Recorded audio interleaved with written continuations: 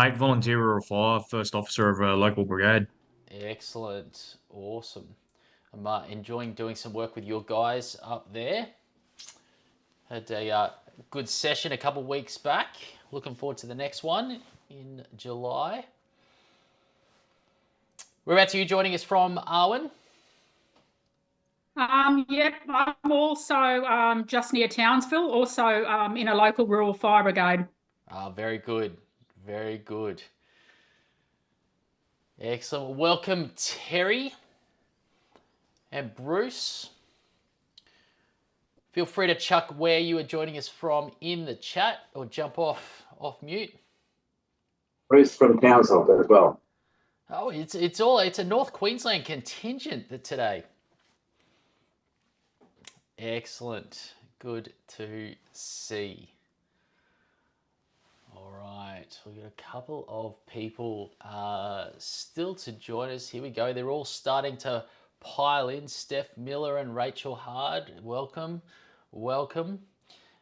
Feel free, while we're just waiting for a couple more people to join us, we've got quite a few that are registered to join us on the call today. Feel free, what's the biggest mistake that you've made, or the worst decision that you feel comfortable sharing? Chuck it in the chat. Let me get the chat going throughout today.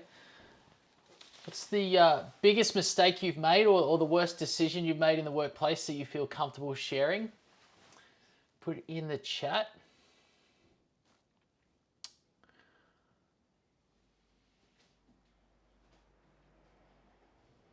Excellent. We've got Amy joining us as well. Welcome, Amy.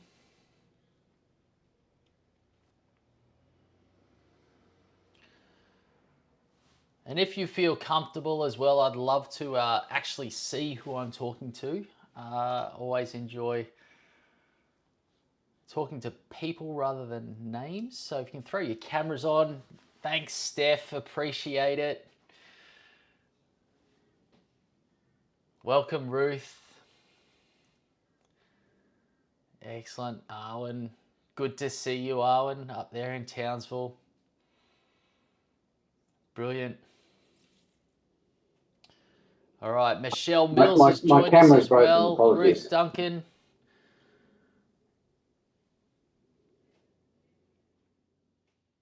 Excellent. Excellent.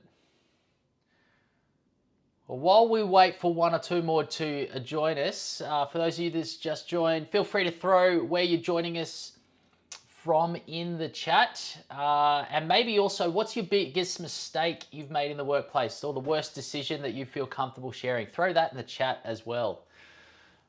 All right, Steph said you once used the acronym WTF in an email that ended up circulating more than the intended recipient. Isn't that the wrong email button?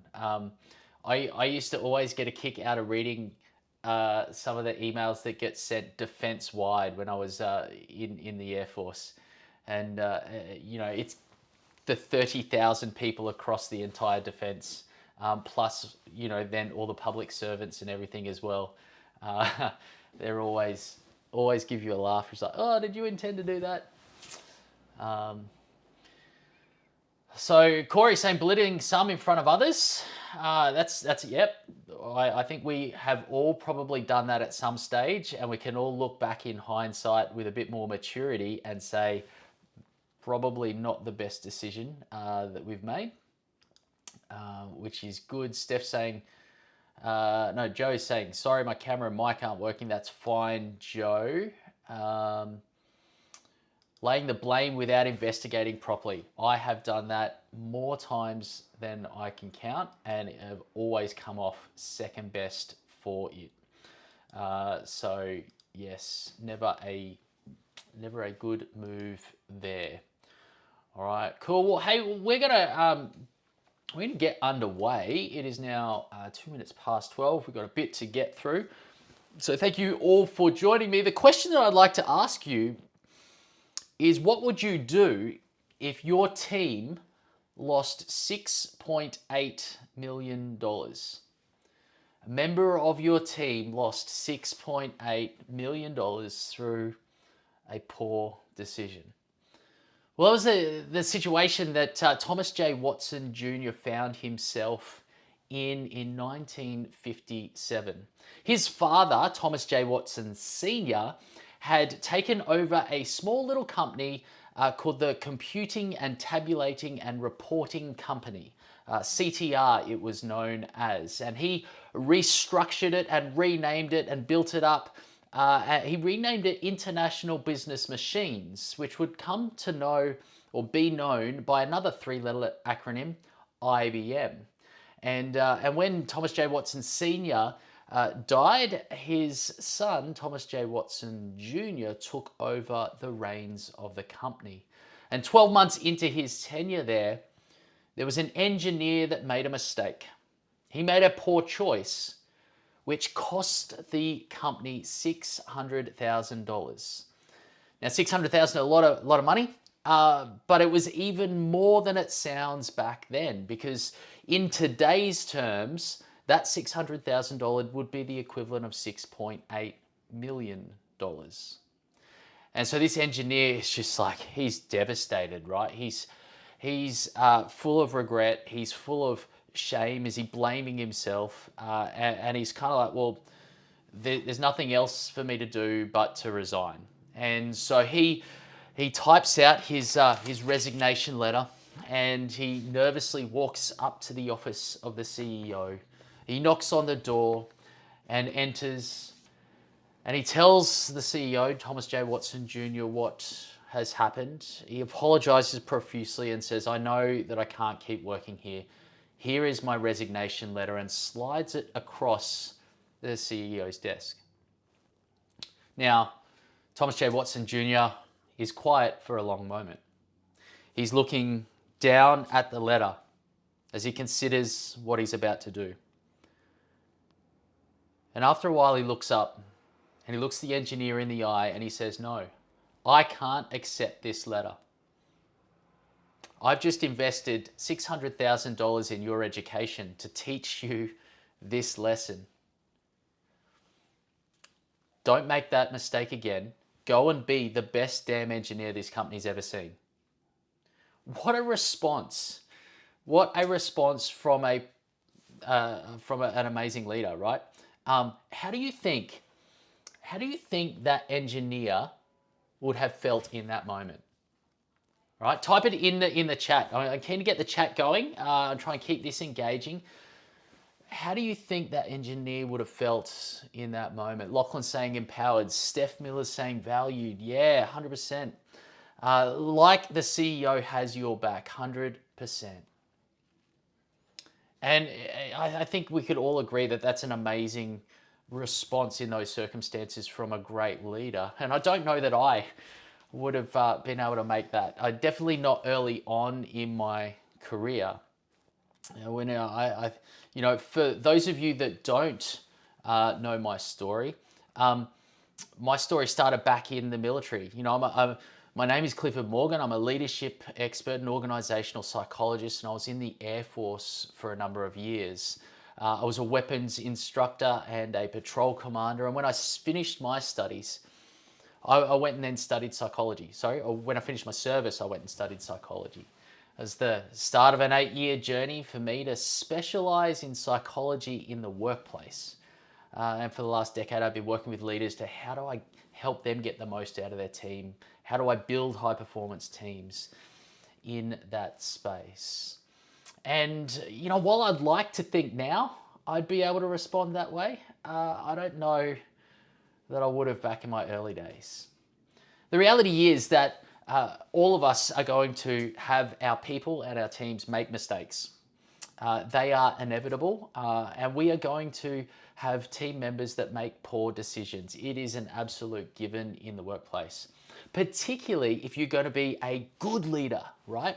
A great leader who raises up other great leaders, who leads in a way that fosters a sense of autonomy, a sense of agency, helping people have a sense of ownership and motivation in their work. If you're going to do all of that, you're going to have to be able to let them make their own decisions at some point.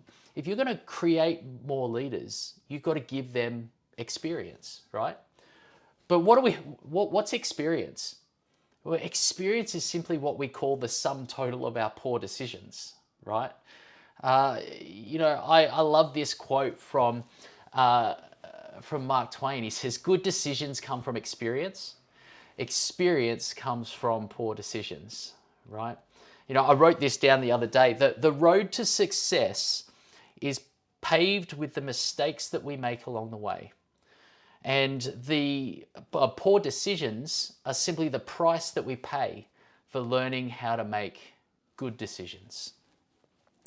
And so, we're going to experience these circumstances where our people make poor decisions, where they make mistakes. And here's what I reckon. In those circumstances, how we respond says a lot about who we are as leaders and our leadership. Just like in a crisis or in hard times, that's when the good leaders come to the fore. Everybody can be a good leader when things are going well. It's like everybody's a half decent sailor when the water's calm and the winds are fair. But it's in the middle of the storms that a good sailor shows their skill, right? And it's in the same way that when our teams do the wrong thing, that's when we get to, it kind of reveals how good our leadership really is. And so I just want to think, if we want to be great leaders and we want to be good leaders, in these moments, what's the outcome that we want? If we think about how we respond to mistakes, if we think about how, what we're trying to achieve in these moments, what's the outcome that we want? Put it in the chat. All right. What do we want for our people? What do we want for us and our businesses or our organizations in these moments? What are we trying to achieve as leaders when we respond to poor decisions? All right. Anyone got any ideas? Steph's saying trust. You want to build trust in these moments. Yeah, you definitely got the opportunity to do that. Lachlan's saying we want to build capability and confidence. Yeah. We will have different ways that we can respond and react in these circumstances. Some will either build capability and confidence and others will erode it, right? Corey's saying build succession, 100%. We should always be thinking about who is coming up behind us and are we investing in developing them. Joe's saying the opportunity to develop, attain further respect. Yes. And all of these things that you're describing, right, is kind of the result of learning. Another great quote, I think it was Henry Ford that said, the only real mistake is the one that we fail to learn from. Okay? And so whenever we are responding to the mistakes or poor decisions from our people, we always need to be trying to foster a sense of learning, right? We want them to learn how to not repeat that mistake, how to make better decisions in the future. We always want to foster this learning. But I want to put two things to you, right? The first proposition is that we need to respond in a way that fosters the learning of our people. And if we can do that, we're developing their capability, their confidence, we're building trust and rapport, and we're creating this organic pipeline of leadership succession in our businesses and organization. The second thing I'll put to you, though, is that whether or not our people learn from the mistake has more to do with you and your response as a leader than it does to them and their response in that circumstance. Because as leaders, we are the ones that kind of foster our response will trigger their response, right? Or we can either enable or inhibit their learning based on how we engage with them. And we need to really respond with a sense of empathy in these moments rather than ego. And that can be really difficult, but that ego piece is so key, right? I want you to think about, like, when someone makes a mistake in your team and as in general, or they make a really poor decision, like they make a dumb decision, right? How do you feel? What's the emotional reaction that you have in the moment? All right, put it in the chat. I want to see if you guys feel the same thing that I do when my team make dumb decisions, right? How do you think most people feel? All right, let down, Arwen's saying. Frustrated, says Stuart. Yeah. Disappointed, 100%, right? I think for the majority of leaders, they have this sense of frustration that comes, right? And a lot of the internal dialogue that goes on is things like they shouldn't have done that. They should have known. They should have done better. They should have. And there's a frustration that comes from all of that. And often we're tempted to react out of that frustration. And if I think if you know, kind of take the extreme stereotype of that reacting from frustration, what does that look like? Well, I think back to, you know, times in the military where you've got the drill sergeant yelling at the recruit, you know, or maybe it's even the angry coach yelling at the player for the mistake that they've made on the pitch. And, you know, while these are kind of extreme, you think that they're yelling and they're telling, they're blaming and they're shaming. Do you think that's conducive to learning? Right? And while we might not, our kind of version of reacting out of frustration may not be the full yelling in people's faces, I think there's a very small number of situations where it's one, appropriate, two, effective. In the most cases, it's not. It's not going to bring out the best in our people. It's not going to facilitate and foster learning. It's not going to help them perform better. It's actually counterintuitive, right? If someone's feeling shame, they've got the pressure of someone yelling in front of them, it's actually going to erode their performance rather than help people step up to the plate. And yet that's our default so often. But I want to ask you, like, why is it the default? Why is it that we experience frustration in these moments? All right. And what I'd say is that the frustration is born out of a sense that we're about to lose something. As leaders, we're about to experience some sort of negative consequence. Now, the consequence might be, you know, that we lose, our reputation takes a hit, right? We lose a level of reputation. It might be a loss of resources. We might waste of money and loss of budget and those sort of things. It might be a loss of time. We're now going to have to work extra in order to, you know, make up for this mistake, whatever it is. But it's a sense of loss. And ultimately, it kind of all boils down to our ego takes a hit, right? Our ego's taking a hit. And so our ego gets in the way of our empathy in these moments. But here's something that we've got to learn, and I had to learn this the hard way, right? And that is, leadership is not about you. In these moments, we've got to take our eyes off ourselves and onto people, our people. And we've got to think about, what did they, excuse me, what did they need in order to learn? What did they need in order to dust themselves off and get back in the game and keep on working? What did they need in order to go to a higher level to make a better decision next time? We've got to take our eyes off ourselves and we've got to focus on other people. All right? And if we can do that, we have a massive opportunity, right? Mistakes and poor decisions make a massive opportunity for us to build the trust and rapport that you guys spoke about before. It's an opportunity for us to actually build culture.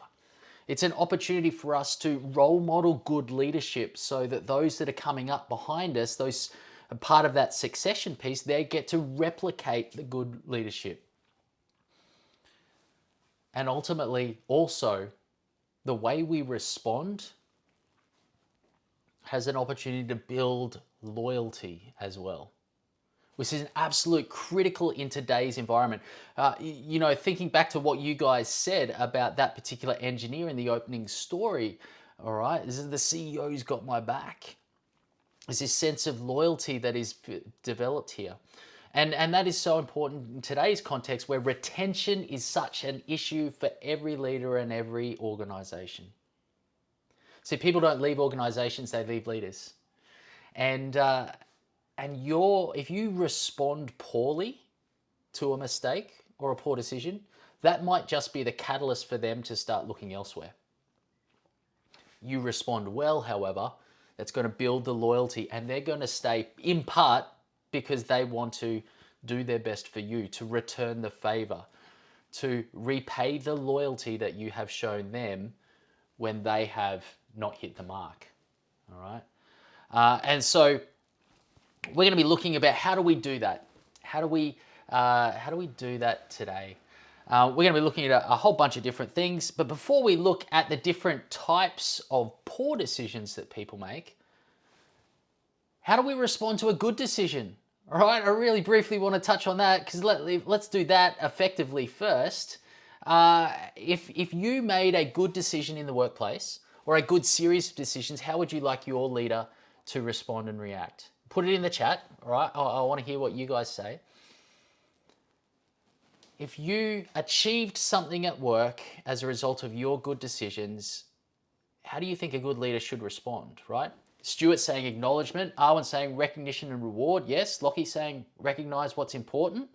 Okay, not every time, but occasionally. Okay, yes, so there's that whole law of diminishing returns is applicable there, but you need to make sure that you do it. So, and Corey's chiming in with acknowledgement as well. Yeah, 100%. What I say, when your team make a good decision, right, commend and communicate. Commend and communicate. You've got to commend them for doing that. You've got to acknowledge them and recognize it and say, hey, well done. All right. And you, again, in these moments, you want to foster this sense of learning as well, because you want to reinforce what they did right. There are far too many people walking around their workplaces with an unnecessary uncertainty around what they're doing right and what they're not doing right, because their leaders haven't confirmed with them, yes, this is the right thing to do. All right. And so we want to make sure that they do that. And so the more specific you are in these moments, the more meaningful you become, the better the learning, the more effective your response. So it's, it might be, hey, Lockie, we just achieved this, and that was a result of your good decisions along the way. Hey, they were good decisions because, right, you considered this, the broader impacts, all the different things.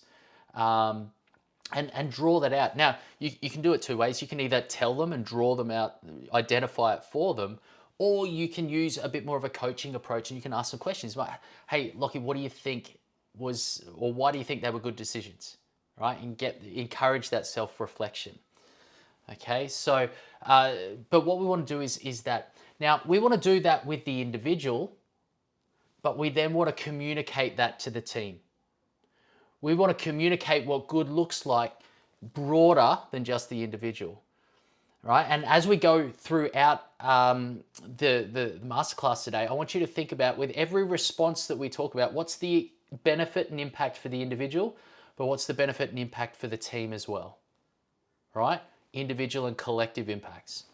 And so what we want to do is then communicate to the team so that they all know what good looks like. So we're reinforcing to everybody what they should be doing, okay? And that's building culture, all right?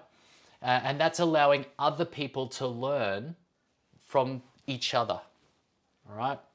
And so that's what effective response to a good decision looks like. So hopefully you do that a little bit more intentionally moving forward. So let's jump into the different types of poor decisions and how we should respond. Because the reality is that mistakes and poor decisions, they're not all the same. And therefore, we can't respond in the same way. we have to be able to adjust. And anyone who's going to be a successful leader over time needs to be able to adjust and be agile.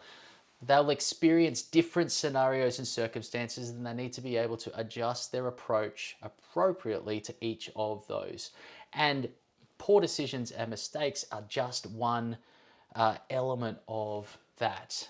So as we do that, I want you to think, well, I've got a model to help you do all that. And as we go through some of these different types, I want you to think about a poor decision or a mistake that either you have made or that your team has made and recently or in the past. And I want you to just use that as a bit of a real world example. And I want you to see, where does that decision fit in this particular model, right? Which type of decision was it? And then, you know, afterwards you can be thinking, well, okay, cool. If that happened again, how would I respond? Now, to help kind of all of this today, I've got a bit of an analogy for you, and that's simply this, right? It's a cup of water. And so the analogy is, right, the water in the cup is like our business resources.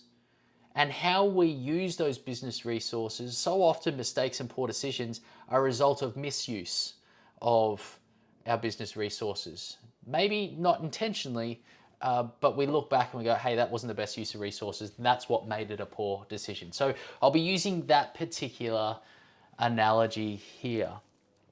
All right. We all ready to go? We're ready to find out what the different types of poor decisions are? Give me a thumbs up.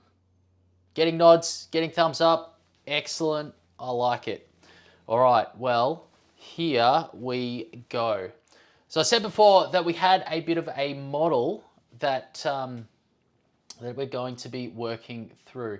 And so this is a simple quadrant. It's a 2x2, and we're going to look at the level of experience that our people have, and it may be overall experience in the role or their career, or it may be the experience in the specific task, right? But it's the level of experience that's there.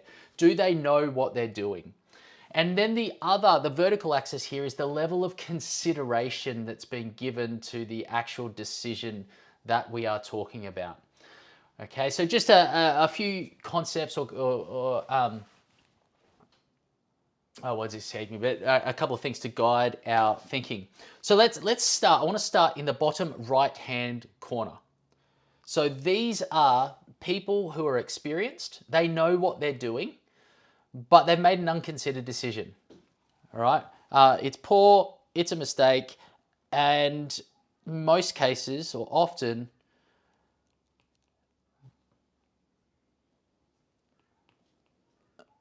they're accidental decisions and choices, right? Accidental. So people know what they're doing, they know what they should have done, but they've just accidentally made the wrong decision, all right? Now, it's a bit like, right, spilling a cup of water all over the table, right? You've knocked it over as you've reached past it. You know, and I tell the story that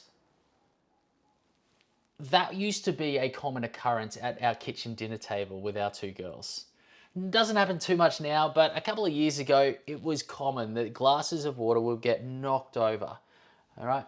And it got to the point where my daughter would knock it over, and before I even had a chance to react, she would burst into tears, okay?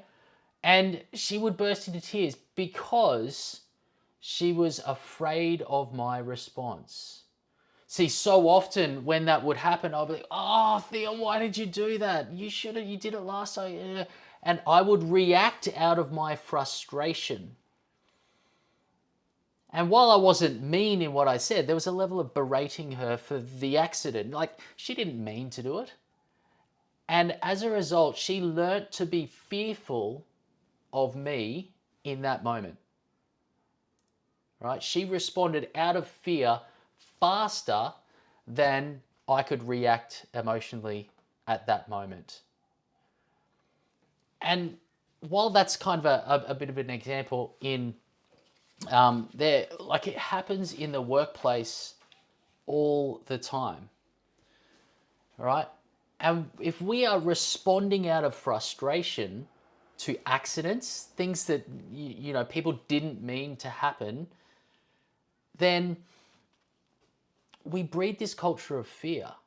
And ultimately, kind of that's what led to the discovery of this whole concept of psychological safety. Amy Edmondson is in hospitals and she's studying high-performing medical teams, and what she found was the highest performing medical teams actually had the highest number of reported mistakes and near misses. And she's going, like, these are the highest performing teams. Why have they got the highest number of mistakes? But the lowest performing teams have the lowest number. Like, you would think it's the other way round. But as she dug into that, what she found was that the high performance teams, they weren't fearful of talking about the mistakes that they made. Whereas in the low performing teams, they were fearful. They would make the mistakes and they go, oh, I don't want to get in trouble. I don't want to get punished. Right? I'm going to hide it up. I'm not going to talk about it. As a result, nobody learnt in the team from the mistakes that were made. And therefore the mistakes kept on happening at a higher rate. Whereas in the high performance team, someone would say, hey, look, made a mistake, poor decision, here's what happened. And they would have a conversation where, how do we avoid this happening again? Right? The culture of fear perpetuated mistakes and poor decisions, whereas a culture of based, where the reactions were not fear-based, where they weren't punished or berated, the leaders didn't respond from a set place of frustration, resulted in a culture of collaboration, all right, that facilitated learning and made sure the mistakes didn't happen again. And that's ultimately what we want. If we are going to act out of frustration, if we're going to condemn people for the accidents that happen, okay, all we're going to do is we're going to make them feel worse than they already are. Now, they're good people. They know what they're doing. They know what they did wrong. They feel bad already. You dumping a whole lot more shame on top of them, all right, or blame on top of them, when they already blame themselves, is just going to increase that sense of shame, which is going to decrease their performance. All right? And what you're going to do is you're going to drive them away, ultimately. Right? They're going to start going, well, if I make an honest mistake and I get absolutely slammed for it, is this the right place for me? I'm going to find somewhere else that, that treats me better. Who here has made an honest mistake and experienced like that sense of fear from a boss because you know that they're going to respond poorly? Or who's seen it happen, right? I know I have in the military and other places. Yep. So Terry's saying yes. Ben's saying many, many times. All right. So we've all seen it happen, and we would all say that that's the bad way to go about it, right? So what do we actually do, right? When our people make poor mistakes, what do we actually do? What we want to do, right, is console them. We're going to say, hey, mate, honest mistake. I get it. You're a good person. You've made an accident. Don't worry about it. Don't stress too much. Pull out the learning. How do we make sure that this doesn't happen again, right? And so people make mistakes, right? It just happens. Don't blame them more. Don't beat them up. They're already beating themselves up. Console them, encourage them, support them, pull out the learning, and then push them back into the arena and get them back out there, okay? And that becomes super important, all right? Accidents aren't a tragedy. The tragedy occurs when there is a poor response from the leader and the leader loses a good employee as a result. For me, that's the tragedy, right? And so we want to avoid that. Now, if we're consoling people when they make accidents, we're actually, we're building that trust and loyalty, okay? We're relieving the pressure that they're placing on themselves so that they can actually perform. The less pressure is, the more higher the performance is going to be. We're increasing the chances of future collaboration, right? That's the Amy Edmondson psychological safety piece that they found. All right. It does require a level of emotional regulation from you guys, or from us as leaders, right? And so that becomes super important. All right. So that's the first one: accidental decisions or mistakes. Now the second one, right? We're gonna move across to the bottom left-hand quadrant. So it's low experience. And it's unconsidered. All right. So these are still intentional decisions that people have made, but they haven't thought it through. Okay. So it may not be unconsidered, but it's a low level of consideration that's been given. And often what we find is that these decisions are foolish decisions. All right. They're foolish decisions. Often they're made without considering the full impact of the decision, right? It's not understanding the full set of consequences. It might be made for a short-term gain without considering the long-term impact, right? There might be a quick win that people get, but they're not aware of, well, how does this affect this team over here? Or how does that affect the other parts of the organization? All right. We're not thinking about the second, third, fourth order consequences that people might have. So I want you to think, like, what's a foolish situation? What's a foolish decision that you've made in the workplace? Put that in the chat, or one that you've seen in your team. A foolish choice that gets a short-term win but causes more long-term pain in the end. When I think of my time in the Air Force, we used to get young guys in. We're stepping off on like a 3-week exercise, and they would have to carry everything on her back, right? And they would say, well, what I want to do is make sure that we don't take anything unnecessarily. And that was a principle that we applied. We didn't want to take anything that was unnecessary, because it would just cause more weight that would tire us out, and we wouldn't be able to perform as well. So, but what they would do is that they would take a little less food or a little less water, or they would not put a spare pair of clothes in their pack. And what would happen is that would make their pack lighter for the first couple of days. And, and they'd have a little bit more energy in those initial parts of the exercise. But as the exercise went on, they'd get caught out. The resupply might be pushed back 24 hours. So they'd go 24 hours without food or water. They wouldn't be able to fuel their body or get dehydrated. Or if there was a big dump of rain and it's cold at night, they didn't have a fresh set of uniforms to get changed into, so they wouldn't freeze and shiver overnight, right? So they've made a foolish choice to leave behind some of the equipment that would be necessary in a contingency scenario, right?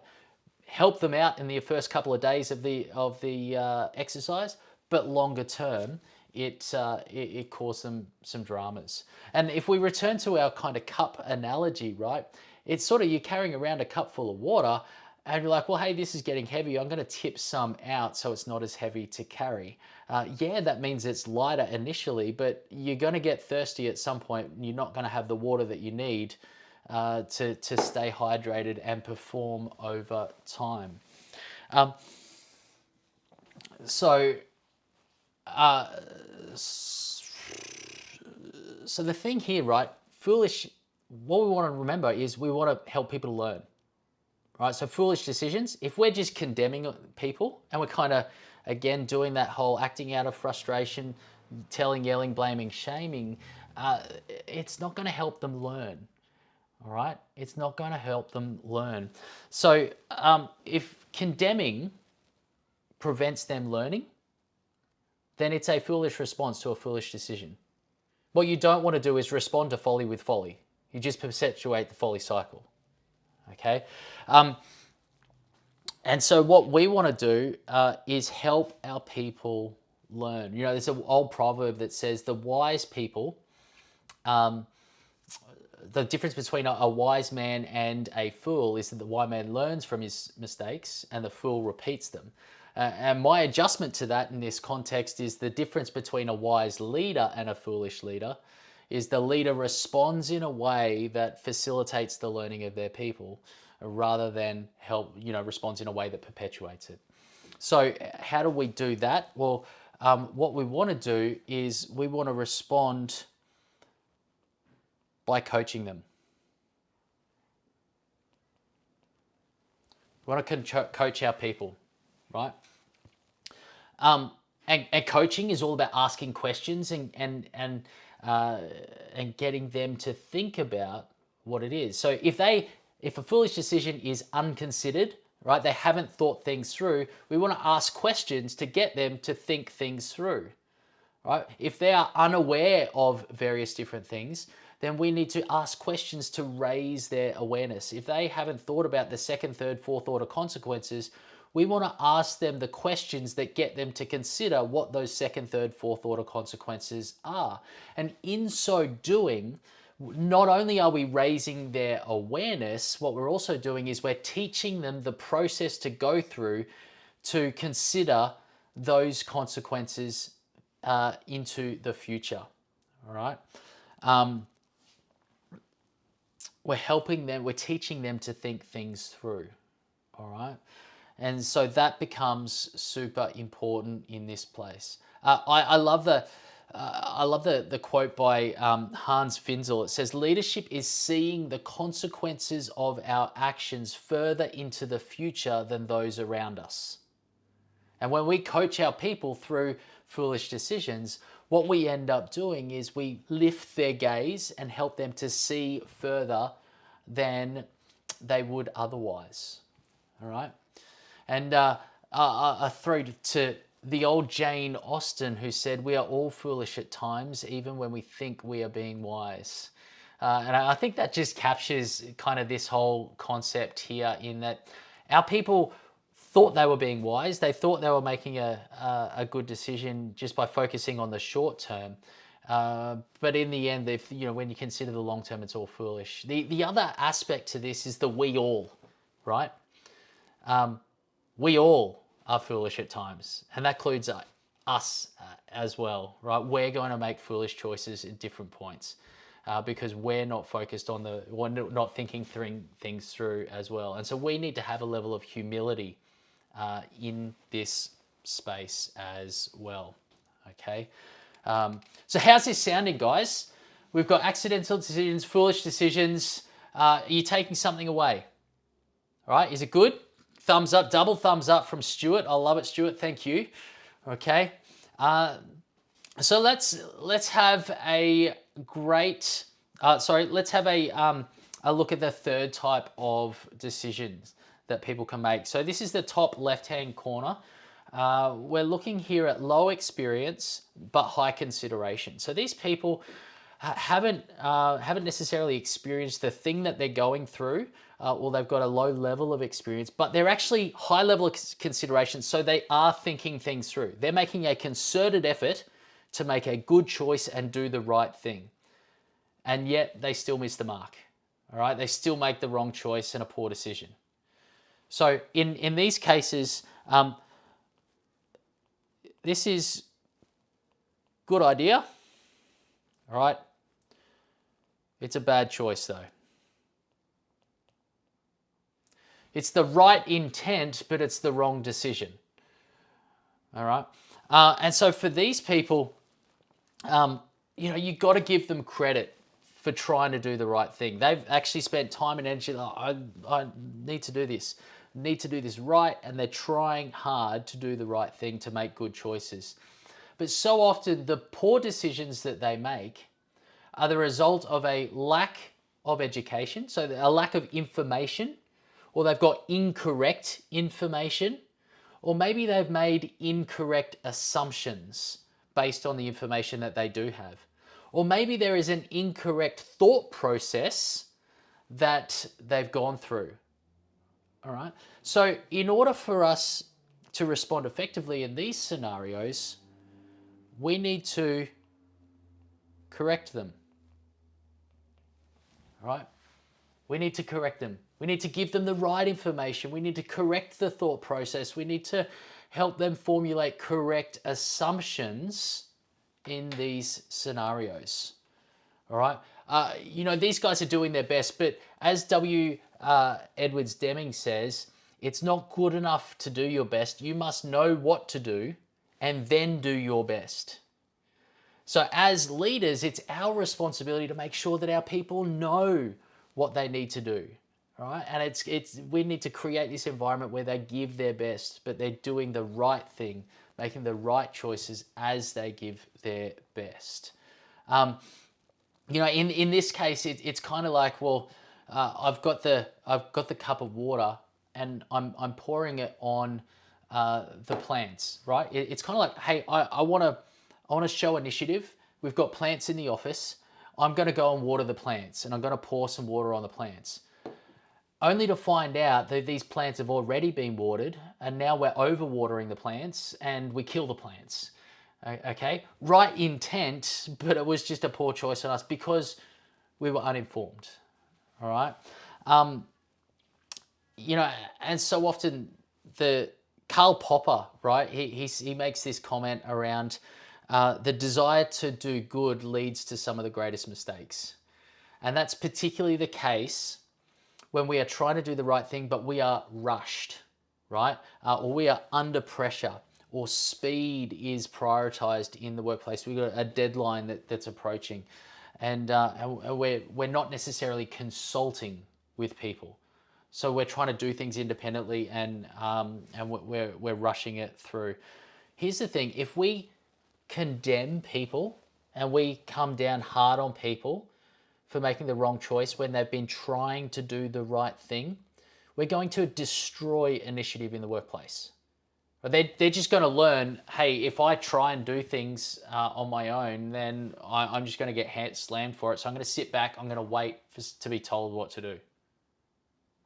All right?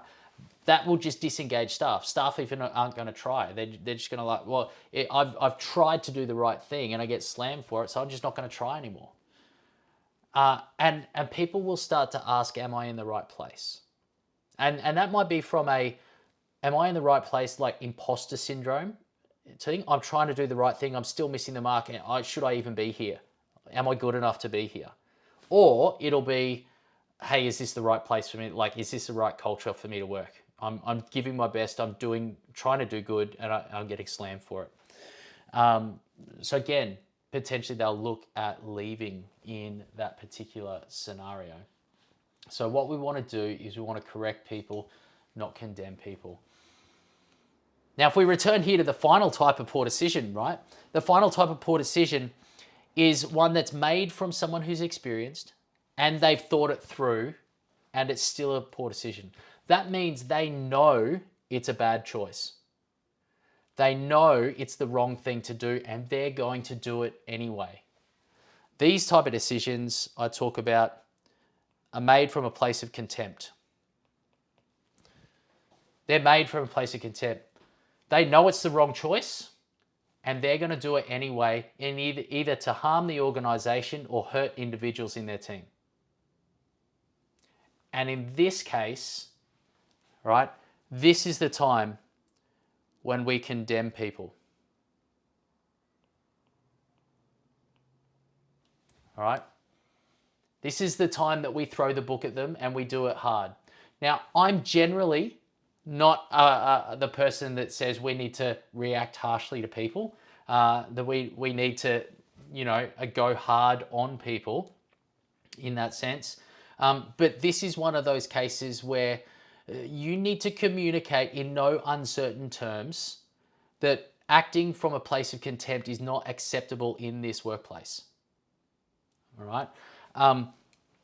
You need to send a message. All right?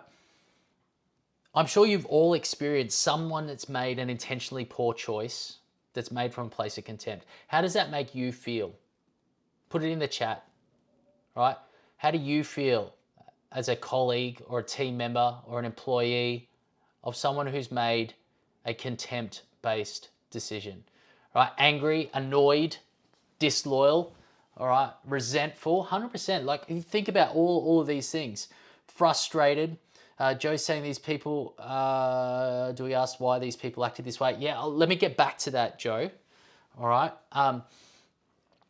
Because that can be important at this point. The reality is that contempt-based decisions, what they do is they erode the culture, all right? They erode performance and morale. They foster a place of low psychological safety. And that's 100% not what we want to do. What we want to do is enforce the standards. Because if you allow contempt-based decisions to be normalized in your workplace, to be accepted, right? The standard we walk past is the standard we accept. And you guys would have seen this quote from Perry Belcher before: nothing will kill a good employee faster than tolerating a bad one. Right? If you tolerate contempt in the workplace, things are going to go south, people will leave, relationships will be destroyed. The world's leading expert in marriage is Dr. John Gottman, and he says contempt, when it enters a marriage and it is not addressed straight away, it is allowed to stay there and foster, it's almost 100% certain that that marriage will end in divorce. And it's the same in the workplace. If contempt is allowed to be fostered or allowed to kind of remain in relationships, they will always end, and they will end in an ugly way. All right? So what we need to do is condemn the decision, condemn the behavior. Now, as we do that, you've got to remember there are two kind of reasons that people might do this. Why do they act out of contempt? Hurt people. And so there may be what I call situational contempt, which is, hey, there's an underlying issue here. It might be some sort of conflict. It might be, some sort of issue that needs addressing. That doesn't excuse the behavior, but we've got to address that as well. So we condemn the choice, the behavior, but we seek to create some sort of restorative process, some sort of restitution, deal with the issue that's underpinning it. Okay? And this is, Joe, where we kind of ask what's going on, what's behind this particular behavior. We want to know what's driving the contempt. If it's situational, we need to address the underlying situation, and we try and build the person, have the restorative conversation with the person and the team. The other reason, there's kind of more generalizable contempt. And this is just, you've got a malicious person. And if you have a malicious person, you need to get rid of them. Right? You can invest a whole lot of time, energy, and effort trying to resolve it. But if you have a malicious person in the workplace, you're going to destroy everything. You allow them to stay, they will destroy everything, and you'll have a toxic culture, a toxic workplace. You won't be able to keep anyone, and no one will be performing at their best. And so I know it can be hard. There is a correct process you need to follow, but you need to get rid of malicious people. Okay? And if we think about the water analogy, when I think about contempt-based decision, it's kind of like you're having the child, right? And they're staring at you like this, and you're saying, don't do it, don't tip the water out, and they're just staring at you, and they eyeball you in the face, and then they just slowly tip it out, right in front of you. And that's the kind of analogy that I'm talking about here with contempt-based decisions, right? So look, there we go. There are the 4 different types of poor decisions. We've got accidental ones where we need to console our people. We've got foolish decisions where we need to coach our people. We have good idea and intent, but bad choice, wrong decision. We need to correct the underlying elements of that decision-making process. We've got contempt-based decisions where we need to condemn, all right? And so I asked you to think about a scenario where there was been a poor decision in your workplace. Hopefully you can identify, where does that poor decision fit? Was it one of those? All right. And if that was to happen again, hopefully now you got a little bit of insight how you could more effectively respond in that case. I will say there is a fifth type of decision, and that's made by highly experienced and competent people, highly considered, and everybody's like, hey, this is the right choice. And then external things just mean that it turns out differently. The market might crash, right? There's a whole lot of things that you didn't know and you couldn't know. And in hindsight, if you had made a different position, you'd be in a better place. So it turned out to be a poor decision, but it was the best decision that you could have made with the information that you had at the time, right? And nobody can kind of tell about that. So yeah, guys, I want to open it up for questions about anything that we've spoken about, any of the types of decisions or things that you've got in there. So feel free to put questions in the chat. Feel free to jump off mute and ask your questions. How do we effectively respond in different circumstances or scenarios? Has anyone got any questions? Hey, Cliff, great training, mate. Really appreciate that. And Thanks, it's funny, Lachlan. I heard this quote yesterday at City Hall as, when you're pointing at someone, you got three fingers pointing back at you. It stuck in my head. So it was a reminder as leaders not to be quick to judge or condemn, because Yeah. when we point the finger at someone, we got fingers pointed back at us, and we got to take responsibility and run that framework through our mind before we respond. So yeah, that's a really great training, mate. Appreciate that. Great analogy. I love that. I'm going to steal Yeah. that one. Any other questions?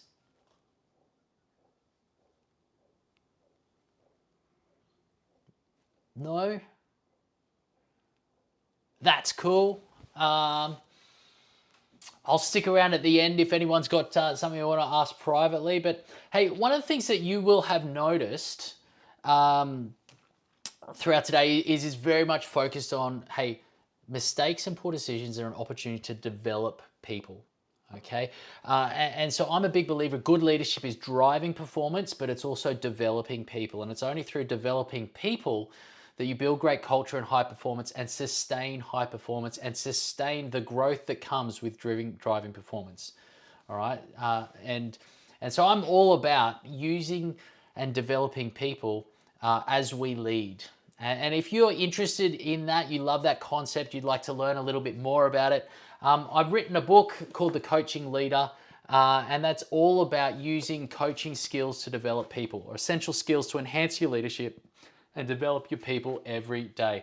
So if that's interesting for you, cliffordmorgan.com is the place to get it. It's the easiest place to get it. We'll get a copy out to you. I'll even sign it for you. And while you're at the website there, if you've got a question or you'd like to explore having me work with your team or your organization, feel free to reach out through the website and the contact us page there. If you've loved today's training, I just want to let you know there's another one coming, another masterclass coming next month, and that's all about delegation and delegating effectively. It's one of those most important skills. We've all got so much on our plate these days that we need to offload some of it so that we as leaders can focus on only what we can do, the strategically important stuff. So we'll be exploring what stops people from delegating, and then how do we do it effectively in a way that promotes success and again develops people. So keep an eye out for that. We'll flick you an email with the dates and all those different things as well. But other than that, guys, we are just before 1 o'clock. So I'm going to close things out here, right? I'll stick around for a couple of minutes if people want to ask me any questions. But thanks for joining me. All the best with the rest of your day. And I trust that you will respond a little bit more intentionally to some of the choices that your people make. All right? So until next time, lead well.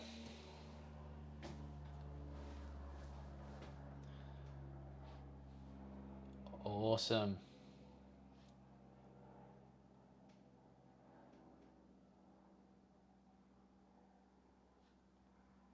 Thanks, Shane. Thanks, Ben, Michelle, Corey. Thanks, Owen.